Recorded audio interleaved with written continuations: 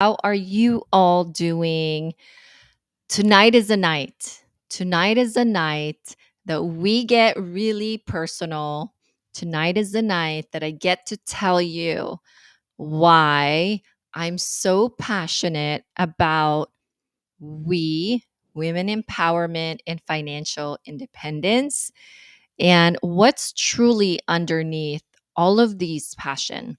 What's truly underneath all of the things? Because you know, committing to 31 days of we women empowerment, live video or pre recorded video or creating something every day is quite a task and it's quite a undertaking. And I am on a roll, you guys. I'm on my 18th day of 31 days of we, and I'm having so much fun. Except tonight is a night that we get to really talk about the thing that's under the hood, what's underneath it that really drives me because there are days, and trust me, there are days where I just don't want to do it. There are days where I don't know if I can keep doing it, right? But whatever is underneath it, the driver of everything that I do is keeping me going. And I want to share with you the journey of everything that I do. First of all, if I do cry, I'm sorry ahead of time.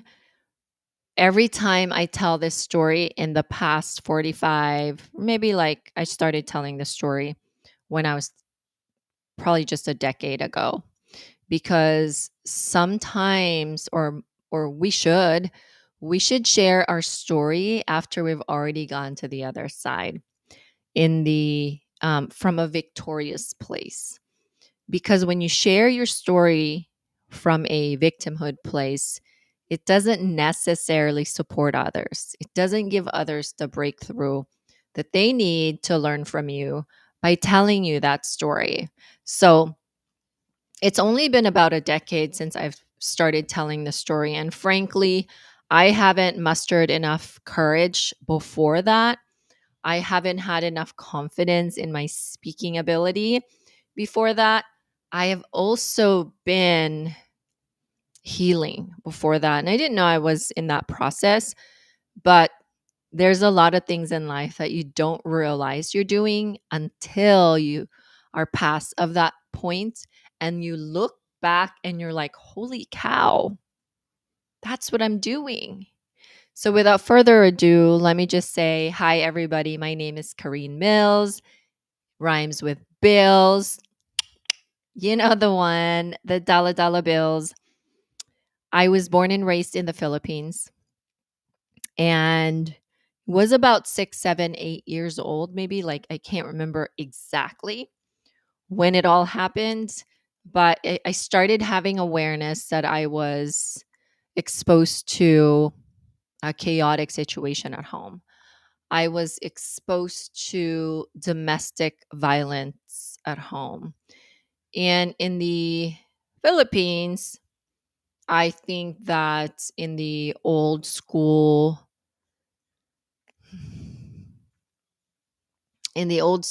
generation, it's it's normalized, back in the days it was like it wasn't really normalized, but it was more of like you just let it pass. Like the elders, they were just it was just like that from my mom's mom, my dad's mom, I'm sure their moms of moms. Like it's just been like that, and everybody's just groomed that that was at that time, at that given time, moment in time, it was a okay-ish, I guess. And so growing up watching that, I often escaped to America in my head. Um, I did a lot of thinking while all of that was happening behind the scene. I, watched some TV and I would escape to like Disneyland in my head. I would escape to so many places in my head. And then as I was becoming a teenager, I actually started resenting my mom for staying with my dad in that kind of situation. I started disliking her decision making ability. I started really, like, at the end of the day, I started judging my mother for staying with a man, AKA my dad, who was abusive. My dad was a loving father when he wasn't, he was gambling, he was a gambler. Still, I mean, I love my dad, right? He's always going to be my dad, but he was not a good husband, gambling, doing all kinds of things, like everything. And he would come home. Sometimes he would lose money in gambling and drunk and all of that. And resenting my mother for really not leaving that situation and continuing to put us in that situation. And as a 6, 7, 8, 9, even maybe 9-year old child, I used to think, like, I want to be there and stand up for my mother. But I'm this little Korean, little child. And I'm actually, by the way, I'm actually really proud of myself that I'm able to tell you this story without, I could feel it in my throat, but without actually crying and weeping. Like, I used to weep when I share this story. But I also did, I'm still doing some transformational work, and it's really made a difference in my storytelling and um, being able to let go of that past and a lot of internal work. So I was, at that time when I was younger, in one digit age, I really wished that I had so much power to protect my mom, to stand up for my mom, like so many things I wanted to do for her. But because I didn't have the power to do so, when I turned teenager, it turned into more of a resentment for me to her rather than giving her support. My mom did not have a community just like I do with you guys. Whew. She didn't have much community to plug into.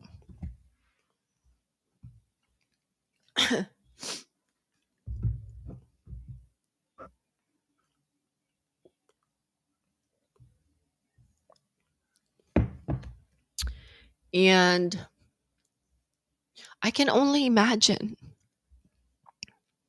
I can really only imagine how that would have been for her.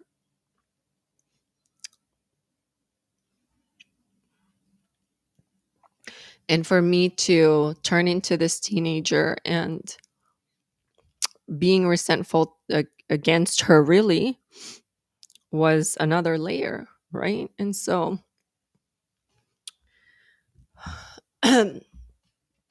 she needed support. She needed some community around her, but the only community she really had was our family. Our most of the time was my grandmother. R.I.P. Rest in peace, Grandma Lola. That's what we call them in the Philippines. And then I turned into this young adult, and we came to America. Actually, we came to America. My parents, my dad's parents sponsored him. And then we came with my dad, and I was a dependent at that time. And that's another story for another day. But I really think that God paved the way for me to be here, right now, to be telling you this story. So I came here with my parents in the year 2000, and I was 20. I turned 21 the next day, and I had two younger siblings. And then the older one, because they weren't dependent to my parents anymore, they were left behind, and some of them were already married. All that fun rules that the US Embassy has. And so I actually became my parents' parent, and pretty much everybody's parents when we came to America. And I think a lot a lot of you immigrants, my dear immigrants who came with their parents, can really relate to this. And, somewhat your parents really depend on you a lot when you're an immigrant to this country and you moved here with them, even probably if you didn't. And so I opened mails for them. I took them to the banks. They often got yelled at. Just, it's not because they weren't heard, but like sometimes they get yelled at because they keep saying, what, what? But it's not that they didn't hear you. They just didn't understand your English because you spoke very fast English.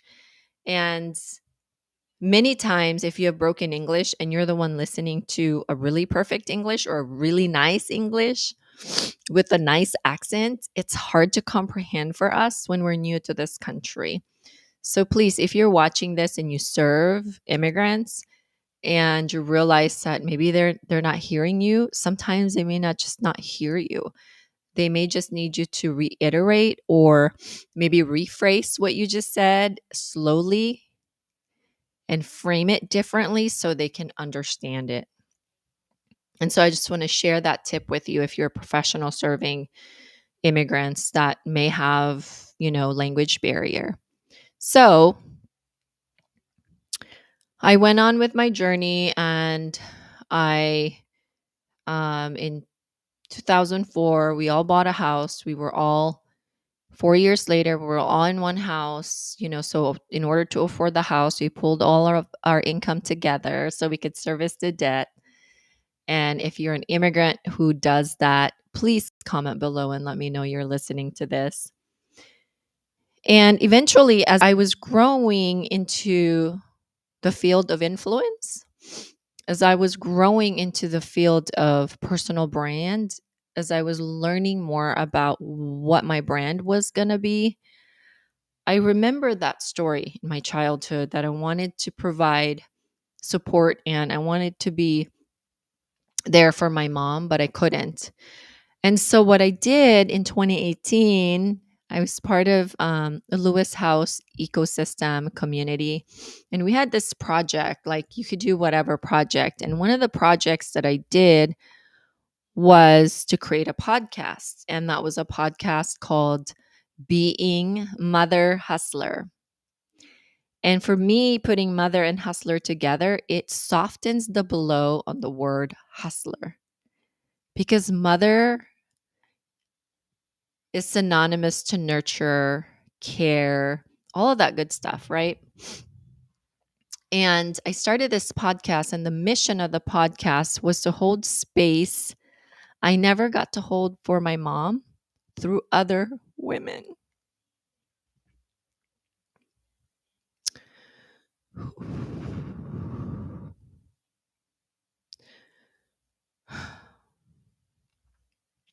My mom actually, I realized she actually could not leave my dad because at the time my mom has no high school education. um, I am although impressed with my mom's writing. She can she can write. I don't know how she learned it, but she can write. Um, her family came from very poor backgrounds, so she didn't really have much financial choice. She didn't have choice, and that's what we is all about.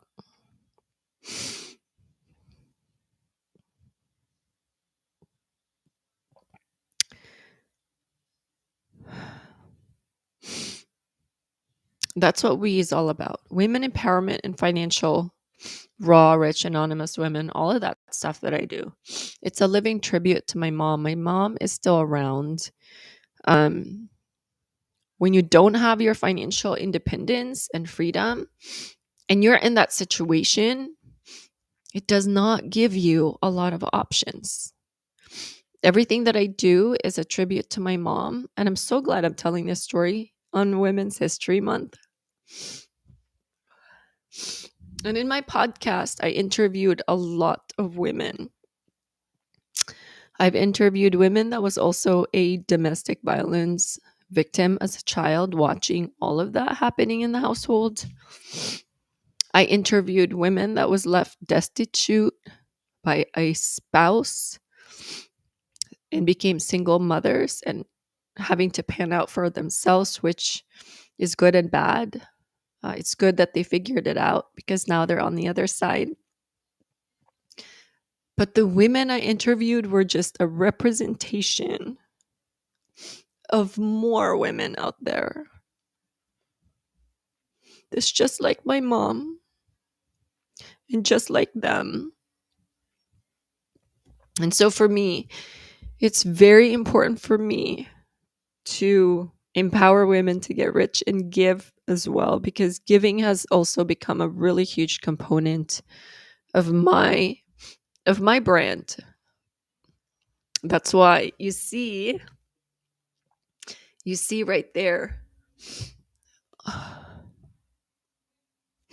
you see the heart logo. That's my logo.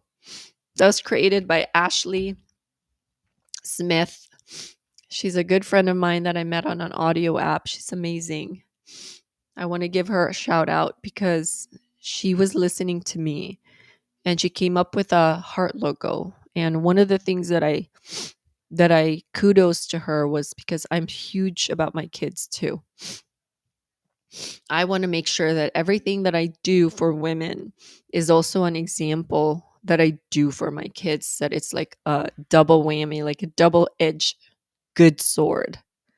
It's kind of like the double heart. Like, you know what, the heart logo that I have right here? It's like one side is the living tribute to my mom, and then the other side is to be a good example for my kids, because our kids don't need our opinion, they need good examples. And I wanted a logo that looked like a child drew it. And if you have children, you remember my kids are 17 and 14 now, going on 15 and 18. One of them going to college. Whew, how does time fly by like that? And I wanted a logo that represented my mom's heart. And I also wanted a logo that when I look at it, it reminded me of all the artwork that my kids used to bring home. It's an imperfect heart, but it's perfect for me. It represents everything that I do. When I look at it with empowering women to get rich and give, it really does represent that. And that's truly what my brand is. My brand is a entire living tribute to my mother, because she did not have financial independence. I mean, I watched my mom run around town borrowing from Peter to pay Paul. I'm not going to tell you the stinky chicken story. But if you want to listen to the story, because I get super duper duper duper emotional when I tell this story, if you want to if you want to listen to that story, I was a guest on Tony Watley's podcast called 365 Driven. It's episode 123, episode 123. And you can hear my stinky chicken story. And really, I feel like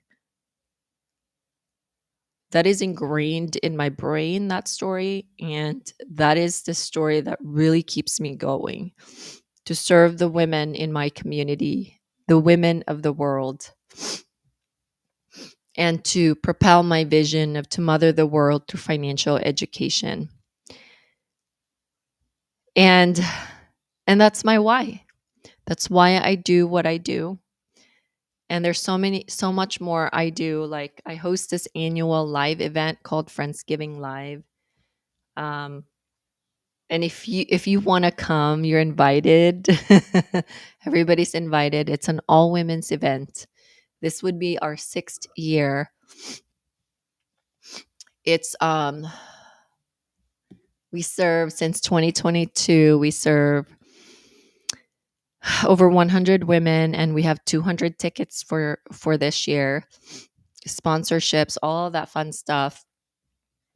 And there's a giving component of my event. It truly is the epitome of my brand. my live event. And it's well attended. We cry a lot in the event. We celebrate every journey from resilience, forgiveness,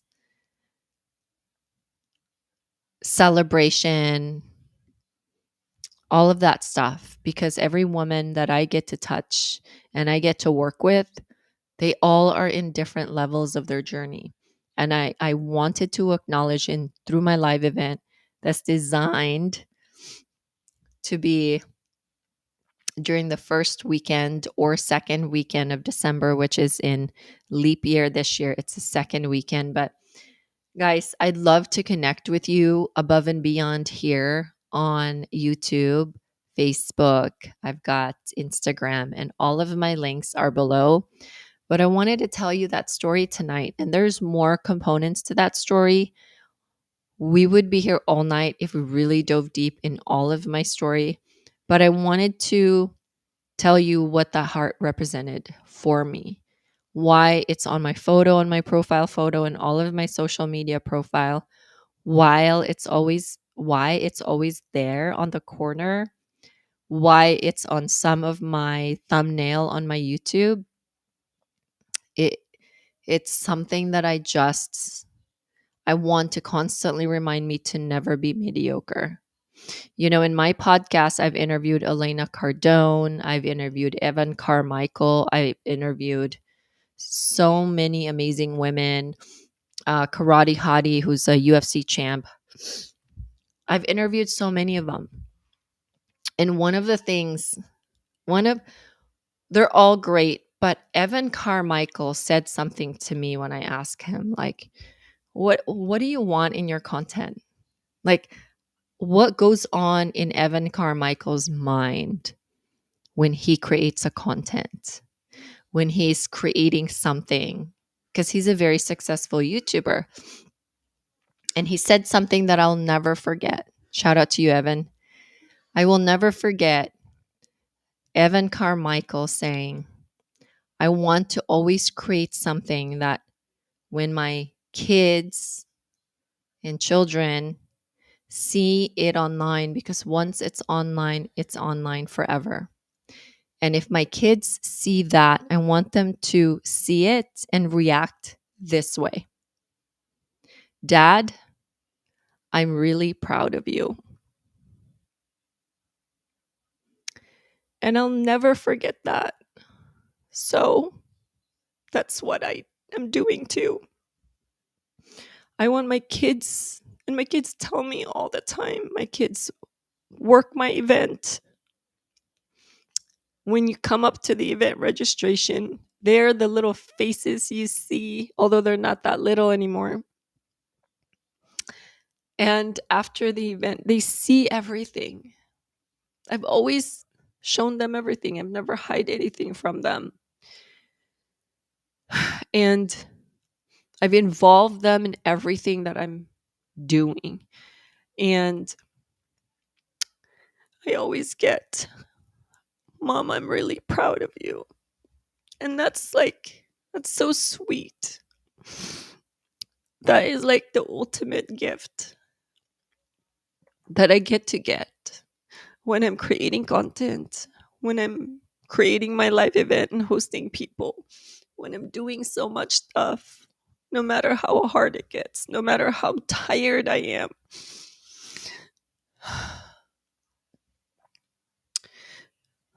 Because I want my kids to say, Mom, I'm really proud of you. For a parent, that is like, whew, that's a legacy we get to leave our kids. And I'm in my legacy time. Like,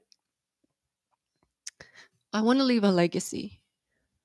I'm not going to play small anymore, right? Like, I want to show them that everything is possible. Mom came from the Philippines with first ride was a $20 bike ride she got from a garage sale. And I'll tell you guys that story another time.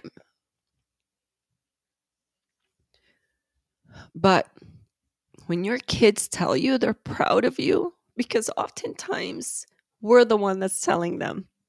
Oftentimes we say, son, I'm really proud of you. Good job, son. way to go, son. Way to go, Johnny. Way to go.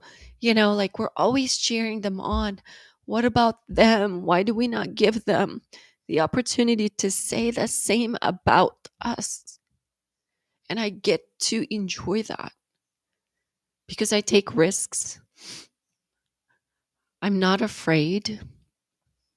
I'm obviously not afraid to cry on camera.